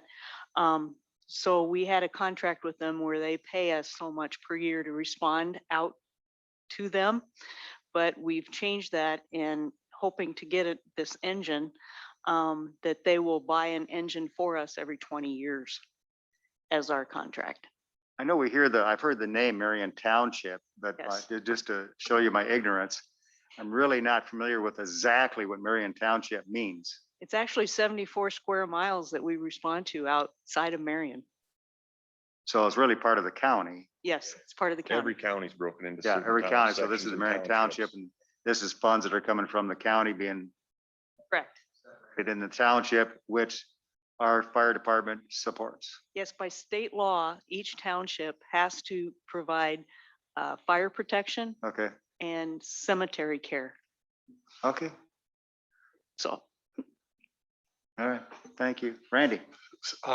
Either one of you, can you just give us a little background here? I'd like to, I guess, express a kudos to the township because they've made several donations to the Marion Fire Department over the last decade. Can you just give us a real high level? Correct me if I'm wrong. Did they participate in our most recent aerial? no, they did not. Not on that one. No. What other engine?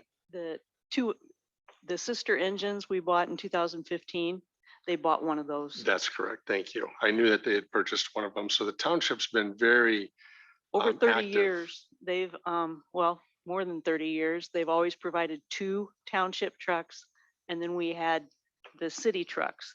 So if the call came in for the township, we'd have to go to the township truck instead. And then if the call came in from the city, we had to go to the city truck, which caused a lot of confusion. And so now we're combining the two and just doing one contract with the township for our response to them.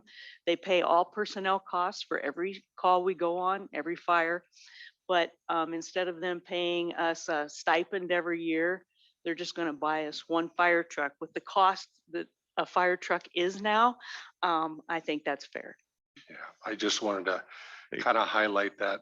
They had Yes. also purchased a previous medic suburban unit from the township, and they supplied considerable funding for. the Yes, our new brush truck, There we go. our Thank brush you. fire truck. Yeah, Yeah, good. this is TV cool. skid units are another example of something they've purchased. Those I knew there were several things. Very I just, supportive. yeah, I just wanted to throw a little kudos out there to the townships and to Councilman Jensen's comment.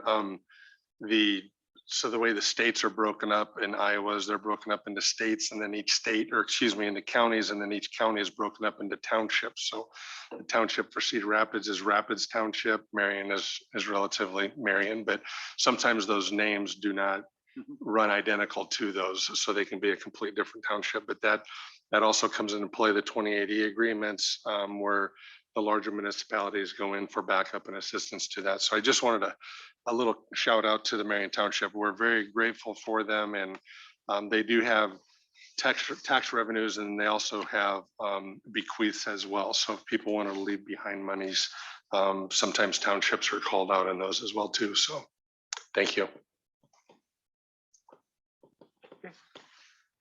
Any other questions? All right, thank you. thank you. All right, nothing else is marked on the rest of page 3. Any questions or comments on any of those items? If not, we'll jump to page 4 where there is not anything marked as well. Anything to discuss or comment on? Okay, we'll go ahead to page 5. And is there anything to discuss or comment on prior to A3? All right, then we'll talk about A3, which is a resolution approving service orders with Involta LLC for data center services for 36 months in the amount of $638,199. That's me, Your Honor. Terrell, So this is actually 2 service orders under 1 resolution. okay, The first service order is essentially to renew the services that we already have. That what triggered both service orders is the additional resources we need for the Tyler Public Safety Software, which is coming up on the agenda. So at that time, I decided to renew both services because we needed to add a little memory to the existing stuff.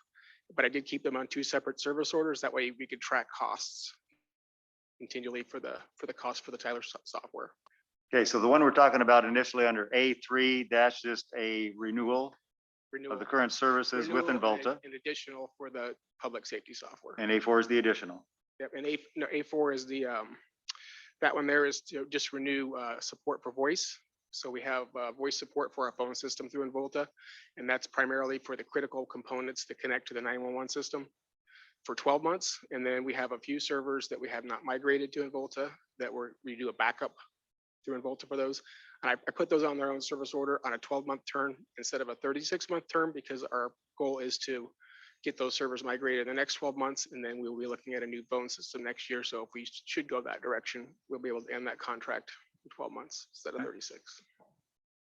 Randy, Terrell, do we see any, is this pretty much flatlined across, or are you seeing an increase to this, or are we seeing any, can you just give us an oversight? I tried looking into that and I couldn't find any differences in the pricing, but Yeah. if you can clarify. Pricing stayed mostly flat. One item like went up, one went down, but it was almost a wash, all said and done, which is pretty Okay. impressive considering inflation really, we That's haven't seen a pretty good, cost yes. increase, so. Thank you, and thank you to Involta for trying to keep those costs down from contract to contract renewal. Thank you. You bet. anybody else?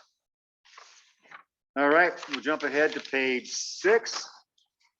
And at the top, C1, we have for discussion resolution approving contract with Tyler Technologies regarding a public safety records management system in the amount of $924,572. So this is the records management and CAD system. You had a presentation, I believe, the last council or work session from Zach and me about what we expect from this contract. Again, going back, it was a Sourcewell is what we used to price it. We got roughly a 25% discount on a lot of the components that we entered into with them. We were able to avoid having to do a pay for a separate needs assessment, which is, could have been roughly 40,000 or more. Terrell didn't have time to do it with his staff, and so we saved some money there because they came in and did that for us. The 924 is the cost, or 924,572 is the 5-year cost. There's that $600,000 implementation fee. It's $81,143 per year after that. We're going to pay that no matter whether we went it alone or whether we went with somebody else. We've got a proposed 2080 with Hiawatha that's going to cut the Marion's portion down to 852,572 over the 5-year period. Again, full disclosure, there's also Terrell's costs. The hosting costs are going to be on top of that 81,000 per every year, and I think that was 60 to 70. Yeah, so that's what's in that service order. It's about 71,000 or so for that additional cost for the data center resources. And then my team will support all those servers and the networking and everything, security.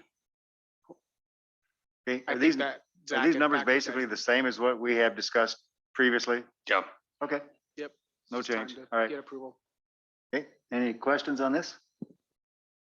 All right, we'll move ahead to E1.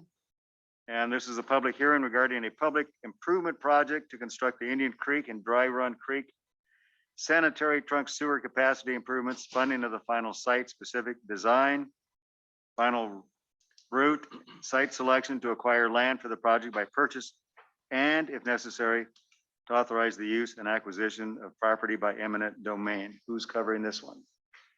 Mike? So I'll start off. Yeah, this is our main trunk sewer that we have a 2080 agreement with Hiawatha, Cedar Rapids, Robbins. So this goes down to the main Cedar Rapids treatment plant. This upgrades the sewer from a 48-inch pipe to a 60-inch pipe. So this is starting the process to acquire that property. And then I'll let Kara take over. Yes, the public hearing is part of the process we have to follow in the acquisition process because there's some extra steps we have to take for this due to the potential that some of the land would be agricultural land. So unlike in several of our other projects, we have to have a public hearing and allow the property owners to come in and voice, and the public in general, to voice their opinion on whether or not they support this project or don't support the project. And then all of the resolutions following it are all related to that same project and the process. Okay. Yeah, this is a project we've been talking about for a number of years. So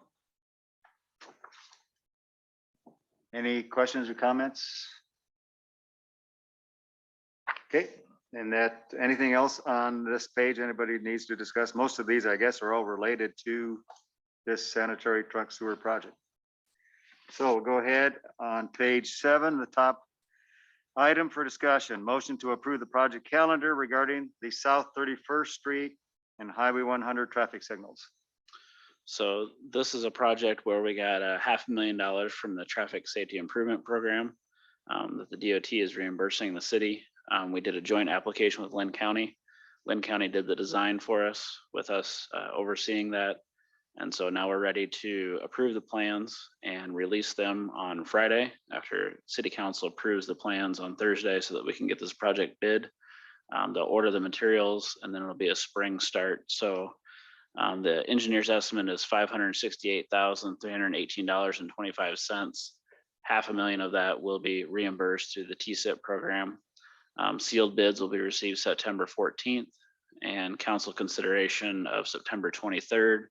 With a late start date of June 6th of 2022 and 70 working days with liquidated damages in the amount of $1,000 per day.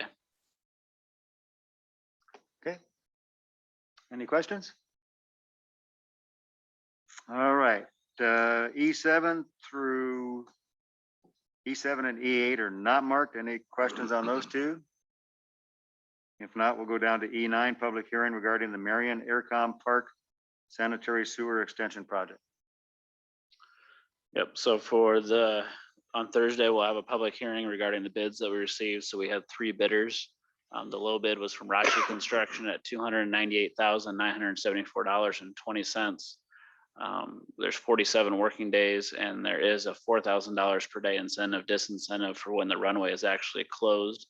And then I believe it's only $500 for the remaining areas. And so this is just approving the bids. Then we'll have a contract and bond that comes back to City Council at the following meeting. Yeah, when I first looked at this, I was absolutely shocked by the difference in the 3 bids, especially how much lower Rachi was compared to the other 2. Is there any reason why that delta is so large compared to them and the other 2? They must be hungry for work. I mean, that's a huge factor. It is. We got them pretty busy uptown too. Okay, well, it's a great bid. So it'll make that project go a lot cheaper. Okay, any questions on that? Okay, and that affects E10. So next, under community development, F1, resolution approving Marion Aircom Park preliminary plat for property located south of Marion Airport Road and east of Marion Airport in Marion by Luxair and Genesis. Yeah, this is Dave. a 24 lot subdivision, just located east of the airport, as you can see on the aerial there. It's just on over 92 acres of land. This property had been previously platted in June 2018. It expires after 24 months if there's no activity. You have to final plat a lot to lock in your plat. Not a lot of differences between what was previously approved, other than the I guess on the right-hand side of the image there is kind of upside down. The south, it'd be the south property line. That road now extends directly south. Prior to that, it had actually went to the east and straddled two property owners, but now it's just gone directly south rather than straddling the property line of different owners. So other than that, I mean, the plat really is identical to what was approved. The north area around the east of the airport, where the volleyball location is, that is currently zoned C3, and staff is proposing business commercial with a zoning code update. So it's going to stay the same. The rest of it will be, it's industrial today, but it'll be manufacturing with the staff's recommendations, which accommodates all the airport facilities, and as well would allow a variety of manufacturing, some commercial contractor type of uses on the balance of the properties. Lots, I can't read on my notes here. The lots that do back up to the runway, I believe there's about 12 lots there. It looks like they are all within the transitional surface. That's the height and run ratio of buildings. So there will be there's a note on the plat that may restrict building heights, building areas on those lots, but they're fairly deep. So there may not be a building back in there, but it can definitely accommodate storage if need be. But they're fairly deep on those. All streets will be constructed as part of the development at the developer's costs. They will be responsible for improvements along Marion Airport Road that's in front of this property, which would just be their half, curb, gutter, or whatever we end up designing in the end. So there will be public improvements on the Marion Airport Road. You know, there's a lot of discussion there with runways and all that. So in this area, it should be okay. As you go west, it may look a little differently, but that's a project that we're looking at in the future as well. Sanitary sewer service, I think Mike just hit on that with the previous request that was on the agenda. Other than that, Planning and Zoning Commission met this month, and they didn't have any issues with the plat, and they did recommend approval. Any questions by the council? Grant? Yeah. So I thank you for addressing the fact that this is sensitive to the runway transitional zone with necessary height restrictions and the like. I just would imagine that as more detail is put in to this development plan, that there will be items that will undoubtedly need to be at least briefed with the airport committee so that they have full awareness and can provide any insights or guidance that they might offer. But I think this type of development has been brought up several times relative to its adjacency to the airport, and so it's not really surprising.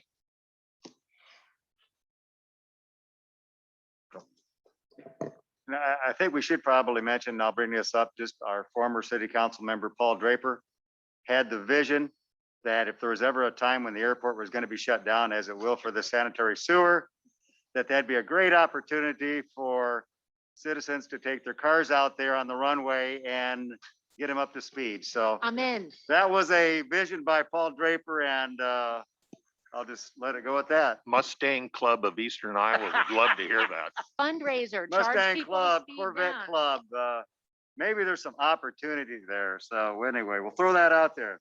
I don't know what our insurance company would think of that, Oh, or I'm Carrot sure Tiffany, there's but- some legal way around that. So anyway. It's called a stack of waivers. Exactly. I just on the airport side of this, Yeah. just so the council's aware, the subdivisions in pretty much conformance with the development proposal or the development concept that was put together as a part of the ALP. And so Anderson Bogert architect or engineers, they're the ones that prepared the ALP. They're also the ones that that prepared the preliminary plat. So this has been brought to us from the same group. I did run it through our other consultant with HDR as well. There's not a real issue with any of those things, and it seems to be accommodated in the ALP. I'd point out that there's an outlot on here that's identified and that area of that outlot would be that area where there would essentially be no build, similar to in the MEC. There's some portions of that property where there's a no build zone as well. And in the event that it's not being offered up for a donation at this point, we would accept it, of course, but the location of that would be where the parallel taxiway to the runway would be conducted. One question that was brought up by Councilman Harper was that it's being built out to look like you could have planes using these lots directly in they could be built out in that manner. They can also be built out as a business directly adjacent to the roadway. Any through the fence agreements, as it would be termed, would have to come through both the airport committee and be approved by the city council before that would be an actionable item. And just so the council's aware, there's more to it than just building a building and then opening up the back and being able to use the airport. So there'd be a specific process outlined for that. Okay. All right. We'll move on to page 8. One item marked for discussion at the top, resolution approving Silver Rock Estates preliminary plat located west of Elbernet Road and south of Echo Hill Road. All right, this is a very large residential preliminary plat, one of the larger ones we've seen in a little while, just over 70 acres. The developer is proposing 98 single family homes.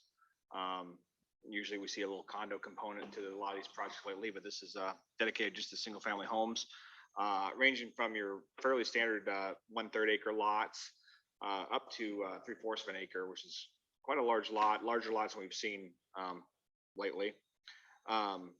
And again, 100% residential. Property's all zoned appropriately. It's going through the zoning right now with the map update to single family, so it's conforming there. One of the concerns that came up during the initial discussions was just water service.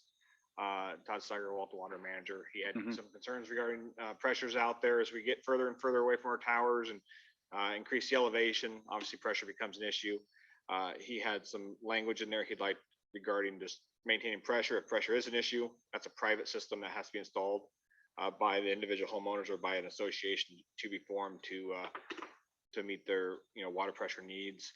The minimums are 20 psi, and he indicated that a lot of homeowners find that not enough. So again, that's something the homeowners can boost in their own properties if it's not enough beyond that. But they would be looking at the water department would like some assurances that if pressure is an issue, that the homeowners association will deal with that if it does become an issue. The other item, stormwater management. There are 2 large basins on this property. The north one is dry basin. Then the south one is much larger, being proposed as a wet basin. This is the general area of a possible regional basin. We're still trying to work out some specifics just in general of what that agreement would look like. But the basin as located and kind of size right now could accommodate that regional size. So the developer's eager to get the plat approved, and then we can keep continuing to work on specifics regarding the regional basin in terms of what it's going to look like in terms of design and maintenance and long term on that as well. As it's proposed right now, it is private though. So the developer or the homeowners association will ultimately be responsible for that basin. Pretty similar to regional basin, as we know. So there's one over in Highview. That's a public basin, but it's much larger and accommodates water, stormwater generated beyond this development. I don't know the total area it's taking in, but it's definitely taking in water again beyond the borders of this development. Developer is still working or has developed sanitary sewer service plan. It goes from the east over by the school. They worked out some agreements with the school, and he's bought the adjacent property to serve the site. The final item of consideration or was some concerns was lots 24 and 25. Really hard to see on this plat. If you could look at your packet before Thursday, it might help show it a little bit better. But there's 2 lots that kind of sit on their own between the 2 basins, the north and south basin. They sit out there a little awkwardly, but I mean they do meet all the city requirements for lots. There'll be low opening elevations if the houses have to be up so high. But again, it's just if we had that big rain event, planning staff was just a little concerned what would happen on those two lots. Again, his consulting engineer, they were okay with it. They wouldn't have designed it if it couldn't handle a large event, but it's just one of those things that just kind of stick out and made us a little nervous looking at it. The commission did review this and they did recommend approval, subject to the requirement of a private booster station being installed if the PSI was lower than the 40 PSI. And now again, that would be the homeowners' responsibility. Okay, questions, Renee? Thanks. A couple questions. The one you were just talking about, the water booster station, I would like to, I think that's a great recommendation. So is it going to be something we need to point out and add into the resolution we'll be presented with on Thursday? We can't just have it written in since P&Z recommended it, or? No, we'll actually have it into the resolution. Since it was a commission recommendation, Okay. we'll be bringing that recommendation as That's part of it. they Perfect. did it. And if you want to make amendments to that, that's. Okay, that's what I wanted to clarify. And then the second thing on these two lots. So if we approve the preliminary like this, you're saying they can still try to work toward that, or should we try to have them give us some possible solutions? They just look weird. The area, obviously, it's just ag right now. I live up near this area. There's always a lot of flooding. I'm very concerned about the basin getting full, and then those two houses. If we don't do anything to change it and it goes forward like this and there's a flood, what's the city on the hook for permitting this as is? As long as it's built for our specifications, I assume we're gonna be okay. I mean, you can always check with Kara over there or Tom, but again, if it's built for the standards, and they're installed correctly at the right elevations, that's the minimums that we're allowed to build in. And if we do get that rain or storm event, or there's something wrong, then it that's on the homeowner. So it's a If buyer there's beware. a basin issue, that if we own the basins, if they're public basins and we're not maintaining it, or we're, Right. Then there might be a good argument there that we might be responsible, but the parks and public service do a pretty good job of keeping our basins working. Yep. And we won't accept those basins. If they do become public, we're not going to accept them until, again, the basins are designed to our standards, and we just got to make sure we're maintaining them.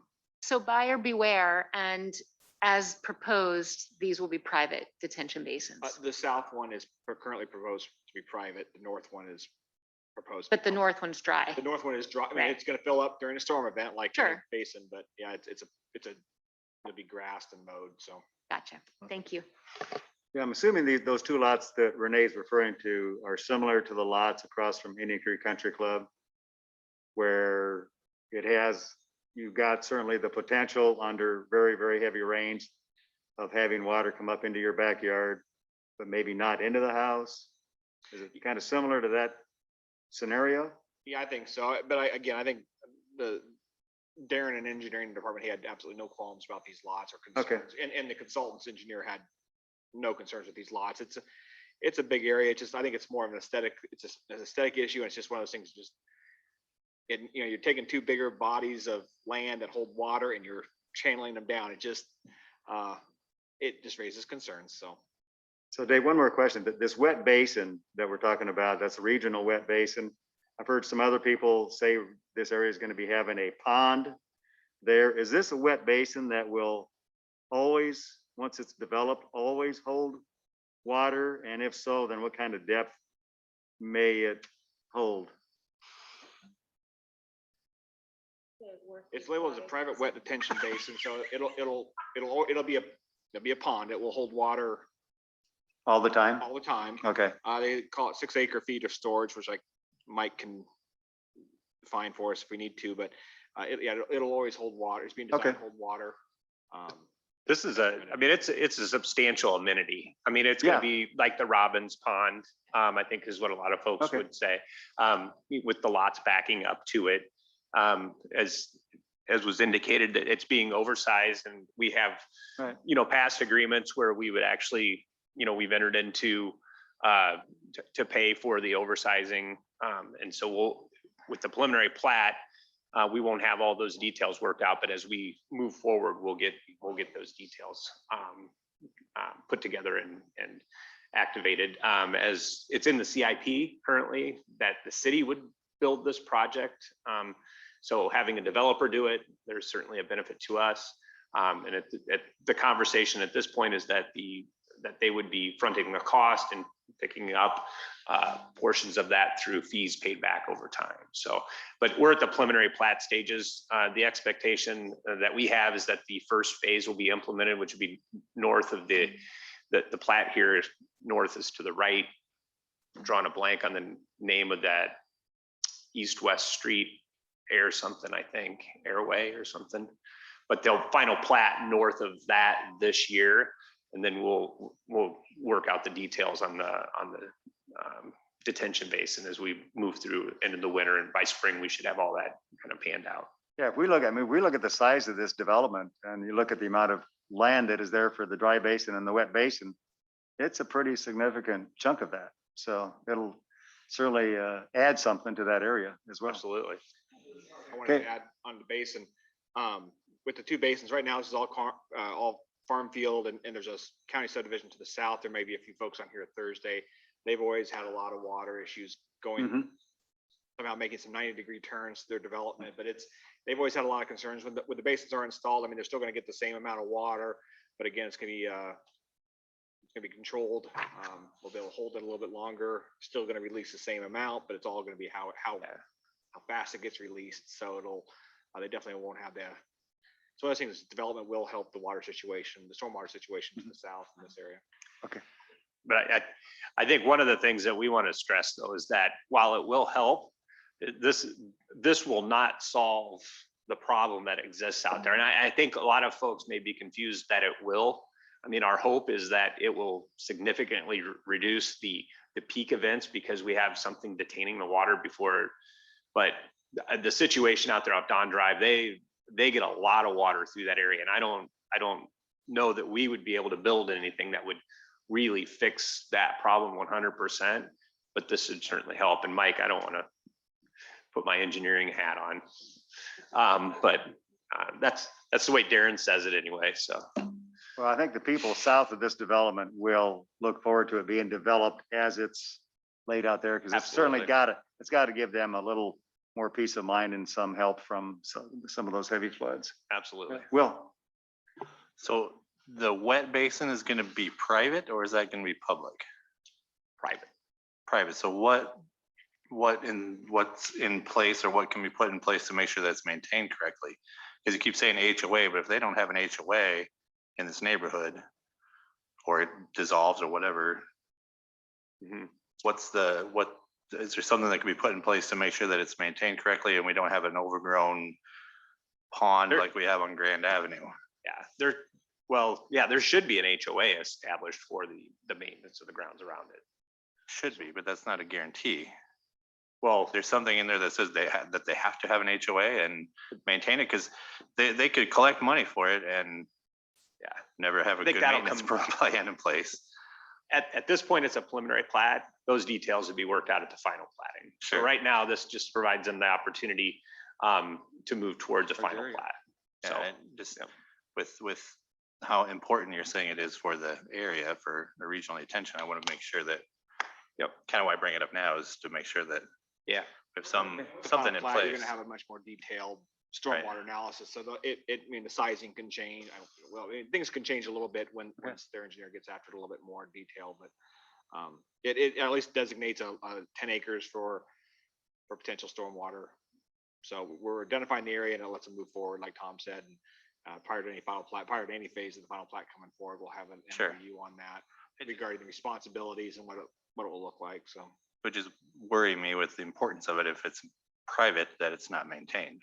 Yep. So if there's something, we've internally had the same. It's been public and private back and forth a few different times as we've looked at it as well. So, okay, Randy. I just wanted to kind of echo what Will was saying, because I've been dealing with some homeowners that have had some private ponds that would not be in our city jurisdiction, but just to the south of us here. And I do know that the DNR has gotten involved with that, even though it's on private land. Is there any jurisdiction on DNR or any of those entities on private when you're retaining water like that? Is there? I'm seeing a shaking of a head. Yes, there is. Okay, because I do share the same concerns. And the reason I say that is because though we have some exceptional, well-run HOAs in our community, we also have some that are lacking a little due diligence, if you will. And when you get to a deal of this magnitude, there's no insurance on these ponds, no matter how you hold them. And if there's a breach of that levee, there's nothing that protects anybody. So those are concerns that I think we all have that we want to make sure that are ironed out on this deal, because the derecho brought a lot of things about that have shifted a lot of things, and people don't realize how many private ponds are actually sitting in a compromised position because of that. So I just want to make sure we as a city have a very good handle on this before we move forward with that. I can't say enough about that. It scares me a little bit because I've got a customer right now that's got a 3-acre pond holding water that only goes downhill on East Post Road. And that's been a huge, huge concern. And there's been hydraulic studies and everything that's been tested and looked at on that. And there's just nobody's willing to back that up. So if we build it and it's under somebody's ownership, that needs to make sure that we fully understand that. Yeah, we won't build it. Right. The developer would build it. So Yeah. it would be, I mean, we would ensure that it's built to standards, but that it's almost more protective if it's in Right. Yeah. private ownership and insured under the HOA than if the city is responsible for Right. that. No, and I totally appreciate that, but I have to also say too that, we have to go back and, if an HOA is going to own that, then that HOA, it just make sure that it's queued up like it should be. So anyway, I don't want to get any more detailed on that other than share some concerns with us. So thank you. Okay, well, we have an future opportunity to discuss that when the final plat comes about. Yeah, just so you know, there's certain regulations. So even when we built the basin next to Tom's, if you go above 10 foot and you have a population below you, it sets up a whole new realm of regulations. When you dig a pond in, there's a little less regulations, but when you actually dam it up and you go 10+ feet, you look at that storage volume, and if that dam were to break, what does that do to the downstream situation?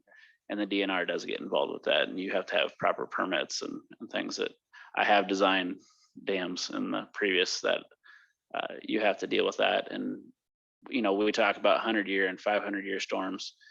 When you get into that aspect, you actually have to design for a PMP, which is the probable most precipitation, and it's like 26 inches in 24 hours. So throw some more acronyms out there, but yeah, there's some regulations. So there's certain thresholds that they will purposely stay under so that it doesn't take them into those realms. Okay, Grant. So just on that point, what's the elevation at the low end of the wet basin, which I guess is predominantly to the southwest in this plat, this diagram? So in a preliminary plat, they don't get that detailed. This is very vague. And so there's no grading. I mean, you can see the contours are on the preliminary plat, but nothing has been designed at this point. Okay, all right. All right, we have 3 remaining items, F3, 4, and 5. None are marked for discussion. Anybody have comments on either one of those? Does anybody have any other comments before we adjourn? All right, we are adjourned. Thank you. We'll see you on Thursday.